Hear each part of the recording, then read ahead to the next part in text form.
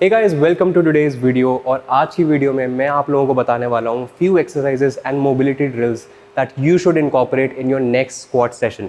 तो पर्सनली ये सारी एक्सरसाइजेस मैं पिछले 4-5 सालों से करता आ रहा हूँ खुद, and these have definitely help me in improving my squat technique, in being comfortable in that position.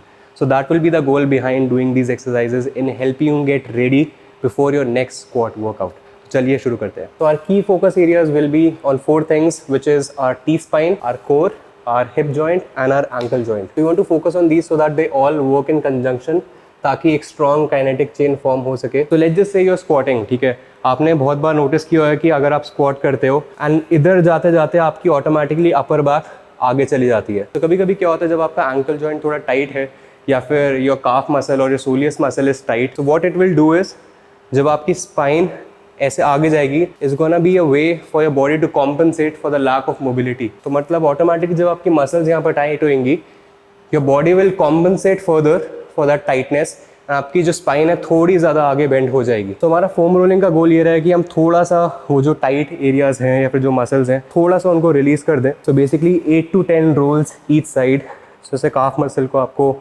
आराम से 1 2 3 and then on the same side.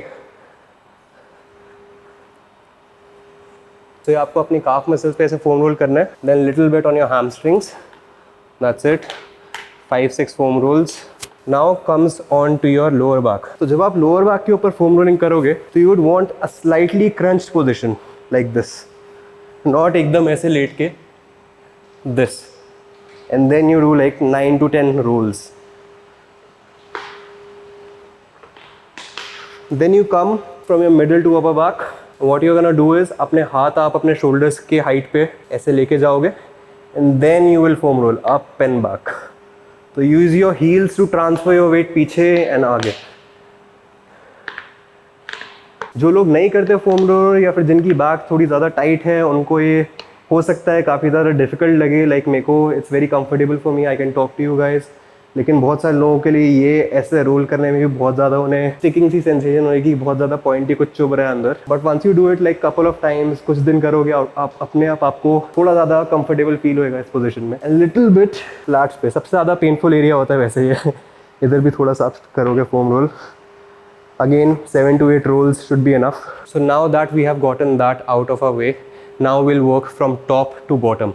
So first we'll start with our T-spine. तो पहली एक्सरसाइज जो हम करने वाले हैं, this is cat camel. अपने हाथ को आपको शोल्डर्स के नीचे रखना है और आपकी जो नीज है वो आपके हिप के नीचे होनी चाहिए, right. Now your goal should be कि आपकी एल्बो स्ट्रेट रहनी चाहिए, आपको एल्बोस वगैरह नहीं बेंड करनी, एंड आपको जो मूवमेंट इनिशिएट करनी है अपने स्कैपुला से करनी है, जो शोल्डर ब्लेड होता है। तो first what we are gonna do is protract. So basically we'll try to push our upper back in a round position, and now we'll pull it back and in, and we are going to do this for 10-12 reps.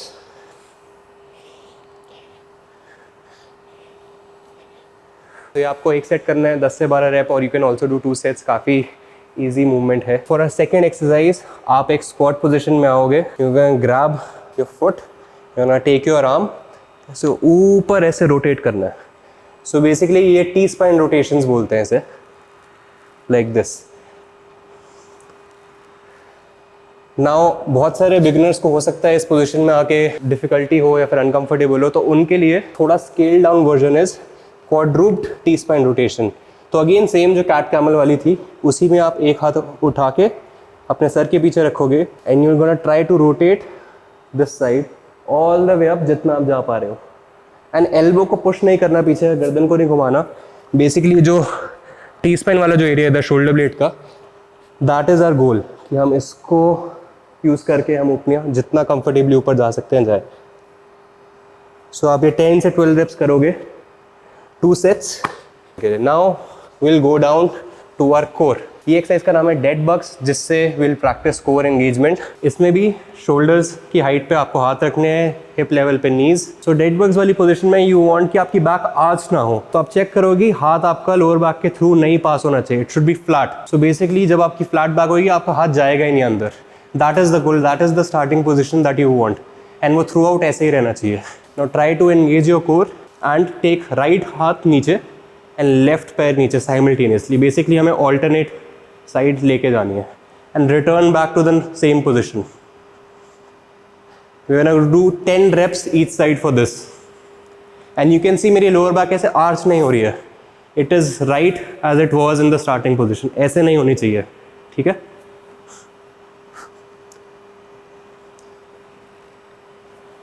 तो ये रहेगी हमारी core के लिए. Now we'll move on to our hip joint. We're gonna do this pigeon stretch for our glute muscles. ऐसे आगे जाओ knees bend करके. So you'll take one leg, you will push it back, and दूसरी leg से आप cross कर लोगे. And then just slide the पीछे वाला leg. You're gonna try to sit as low as you can with your hip. And you're gonna just hold for 10-12 seconds. तो आपके glute muscles के लिए stretch रहेगा. And same with the other side, and that's it. तो ये आपके glute muscles के लिए है. Now second stretch is called, मतलब I don't know इसका official नाम क्या है, but हम इसे couch stretch बोलेंगे. So basically आपको एक elevated surface के ऊपर पैर रखना है. So suppose मैंने यहाँ पे पैड के ऊपर रख लिया पैर. ये हमारे quads और hip flexors के लिए रहेगा. Now I'll try to shift my weight पीछे and glutes, मेरा गोल है कि मैं अपने glutes ankle पे touch करा सकूँ. And hold 10-12 seconds. Ideally मैं चाहूँगा थोड़ा ज़्यादा और higher surface हो. सो अगेन घर पे आप अगर आप काउच है फिर चेयर है आप उस पर भी कर सकते हो. Now will do something called 90-90 hip shift. Now इसके भी थोड़ा एडवांस वेरिएशन है जो हो सकता है जो लोगों ने नहीं किया है उनके लिए डिफिकल्ट हो. मैं पहले लेकिन वो दिखा दूंगा जो कि मैं करता हूँ. You go down in a squat position.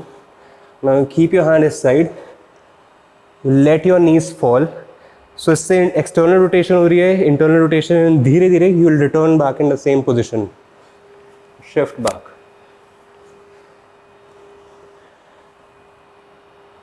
सो आपका hip joint is moving across all ranges धीरे धीरे. तो जो बेसिक वेरिएशन है 90-90 की, you come on to your heels, knees इतनी bent and just let them fall एक side like this and then lift करके to the other side. Keep a neutral spine. ज़्यादा आर्च नहीं करना, ज़्यादा भी राउंड नहीं करना. लेकिन अगर आपको इसमें भी डिफ़िकल्टी फील हो रही है then what you can do is हाथ पीछे रख सकते हो. ना ज़्यादा भी सपोर्ट नहीं लेना, एकदम लीन करके बस आप ये करे जा रहे हो. That will defeat a purpose. उतना हल्का सा ही सपोर्ट लो जिससे आपको लाइक मूवमेंट स्टेबल रहे, गिरो नहीं. And over time you will become more comfortable with this movement. आपका हिप जॉइंट जो आपकी हिप मोबिलिटी है थोड़ी ज़्यादा और इम्प्रूव हो जाएगी. देन आप आराम से ऐसे कर सकते हो. You can go here, you can move. So basically being comfortable in all ranges. And then उसके बाद you can try this movement. So the goal is to be comfortable in all ranges, not just कि आप यहाँ पे squat कर रहे हो, not just कि यहीं पे हो.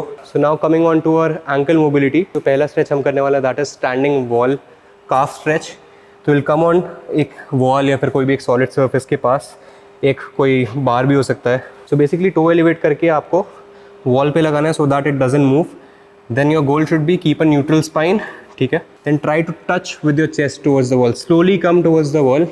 एकदम से आपको ऐसे पुश नहीं करना है या फिर ऐसे सर नहीं टच कराना है. धीरे धीरे just have to ease into the stretch, आराम आराम से.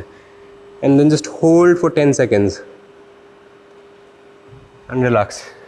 एंड ऐसे दोनों लेग के लिए करना है. You can do 2 sets of this, ठीक है. This will be for your calves. जो हम सेकंड स्ट्रेच करेंगे that will be for our soleus muscle. Find an elevated surface, जो भी थोड़ा सा आप एक प्लेट यूज़ कर सकते हो. तो बेसिकली आपको अपना जो upper half of the foot है इतना एक एलिवेटेड सरफेस पर रखना है. Now you stand straight. जौन सी पैर आपने रखी है प्लेट पे उसको स्लाइटली नी बेंड करनी है. And your goal should be कि आप अपना वेट ट्रांसफर कर रहे हो. You try to push your knees past the toes but without lifting your heels up. तो अब ये नहीं होना चाहिए ऐसे. हील ज़मीन पे रहने चाहिए बट धीरे धीरे ease into the stretch like very slightly. धीरे धीरे आप नीचे भी पुश कर रहे हो, थोड़ा सा आगे भी पुश कर रहे हो. And you just hold for 10 से 12 seconds. तो आप देख सकते हो इट्स नॉट ऐसे नहीं शिफ्ट करना. You stand straight, knee slightly bend and that's it. Just try to shift it forward. And आपको यहाँ पे डीप स्ट्रेच फील होगा इधर. एंड इसके बाद जो हमें करना है, you go down into a lunge position elevated surface पे. Now you try to push your knees past your toes इतना, again without lifting your heels up. So ये हम पल्सेस करेंगे. So basically go forward, hold for 2 seconds, you come back slightly, go forward, come back slightly. So ऐसे हमें 10 से 12 pulses करना है each side. One set should be enough. This is called goblet squat with lateral shift. तो आपने देखा होगा wait पकड़ के we do a goblet squat. That is what we're gonna do. लेकिन साथ में ये जो हमने वेट लिया है, instead of using this as counter weight और काउंटर बैलेंस, आप देख सकते हो मैं धीरे धीरे अपना वेट शिफ्ट कर रहा हूँ right to left, that again without lifting our heels up, heel should be flat on the ground like this. So you do 10 से 12 reps total. तो वन लास्ट मूवमेंट, इसके बाद will be ready to go and start our squatting session. आप लोगों को लग रहा है कि यार ये बहुत सारी एक्सरसाइजेज हैं, क्यों इतना टाइम हम स्पेंड करें, बट ऑनेस्टली जब आप एक फ्लो में करोगे आपको max to max 7 to 8 minute से ज़्यादा नहीं लगना, उसके भी जल्दी हो जाएगा. बिकॉज आप देख सकते हो काफ़ी मिनिमल मूवमेंट्स है, इसमें कोई आपको ऐसे बॉडी पे स्ट्रेस नहीं प्लेस हो रहा कि आपको रेस्ट टाइम लंबा लेने की ज़रूरत पड़ रही है. Very easy to do movements, तो आपको मैक्स टू मैक्स 6-7 मिनट्स के आसपास लगेगा and then you can easily start your squat session with better technique, with better control over your own body. 10 minutes for 10, 15, 20 years of longevity. So do try to incorporate this in your next training session. And one last movement जो भी हम करने वाले हैं, that will be some jump squats. So squatting in simpler terms means just going down, producing force against gravity to come back up. Now we want our body to be prepared. जब हम 60, 70, 80 और even 100 kgs, like जितना भी load आप उठाते हो उतना वो लिफ्ट करने के लिए वी नो, लाइक जैसे हमने सिग्नल भेजा फोर्स प्रोड्यूस करने के लिए, our body like launches the weight up. So हम जंप स्क्वाट्स का एक सेट करेंगे 8 to 10 reps एंड हमारा लैंडिंग पे भी फोकस रहेगा बट लॉन्च में भी रहेगा. So you go down into a squat position like this and you try to launch yourself up, pushing yourself into the ground. So our goal should be to jump towards the ceiling as high as possible, जितना अपने आप को ऊपर आप launch कर सकते हो sky में, but maintaining that squat position. ये नहीं कि ऐसे पैर घुमा दिया इधर को कर दिया, maintain that squatting position. You go down and you launch and you come back. उसी पोजीशन में वापस आपको लैंड करना है. लैंडिंग भी स्मूथ होनी चाहिए, ऐसे नहीं कि धम. Absorb the landing. You go down into a squat and again. One more. Now again jump squats. अगर आप एक absolute beginner हो उनके लिए I would say कि आप सिर्फ यहीं तक जो एक्सरसाइजेस करी हैं वहीं तक रखो. But if you're an intermediate and if you want to get the most out of your, you can say quote unquote warm up, तो you can incorporate these. Now आप सोच रहे हो कि यार ये क्यों करना है हमें, तो बहुत बार ऐसा होता है कि you come down into a squat position but you're not able to exert as much force as you want to, even though you're trying to signal your brain कि यार ठीक है push करना है towards the ceiling. Now this is a great exercise to help prepare your body for the same movement, to exert as much force as you can. So ideally for me, these exercises will cover most of the major key points that you should focus on अपने squat session से पहले. तो अभी जाके मैं अपना start करने वाला हूँ थोड़ी देर में training session. I hope you incorporate these exercises in your next training routine. Let me know in the comment section below अगर आपको और कोई भी डाउट है, और if you want me to make video on any other topic. ये सारी exercises और मोबिलिटी ड्रिल्स मैंने अपने इवॉल्व प्रोग्राम में भी कवर करी हैं, तो you can check them out in the description below. उसमें पूरा एक वार्म अप प्रोटोकॉल का टेबल है with all the exercise demonstration given. आप लिंक पे क्लिक करोगे, it will redirect you to the same video जो उस एक्सरसाइज की है. So you can check that out on the evolve program. There's still a launch discount running, so you go ahead, become a part of the Evolve family.